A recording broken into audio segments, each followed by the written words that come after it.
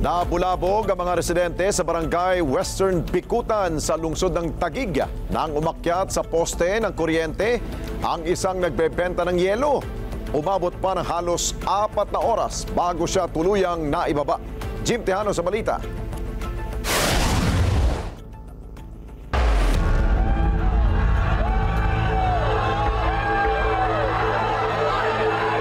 Ang malapigil hiningang pagsagip sa lalaking umakyat ng poste ng kuryente nagdulot ng tensyon sa mga residente ng barangay Western Bikutan, Taguig City.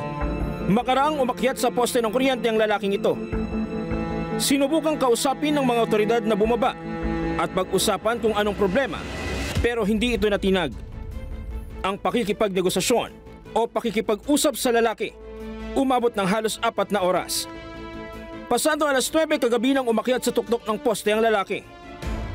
Ang mga rescue gumamit na ng bucket boom truck habang nakalatag sa ibabang isang safety rescue air cushion o ang airbag sakaling tumalo ng lalaki.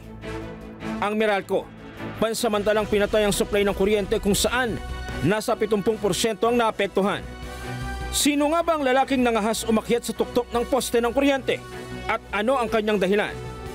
Kapitbahay po namin siya, pero di ko alam kung anong dahilan na bakit siya umakyat dyan.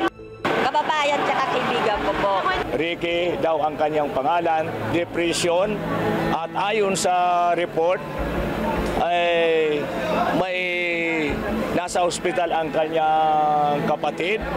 At yun nga, isa rin siya sa nagtitinda ng yelo. Una niyan, nasita ang lalaki dahil sa paninigarilyo nito sa tapat ng barangay. Pinagsabihan at maayos namang umalis. Kaso ang problema, bigla siyang bumalik at pumunta doon sa kabilang kalsada at umakyat dyan sa poste. Kita ang pakikipagtalo nito sa mga rumisponde. Nang makakuha ng tiyempo, dito na siya hinatak ng ligtas at saka ibinaba ng dahan-dahan.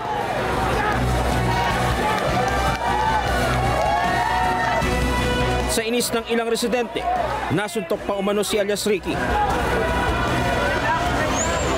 Ang ending, pati ang sumuntok, inaresto ng mga pulis. Ang iba nakaramdam ng awa dahil sa umano'y pinagdaraanan ng lalaki.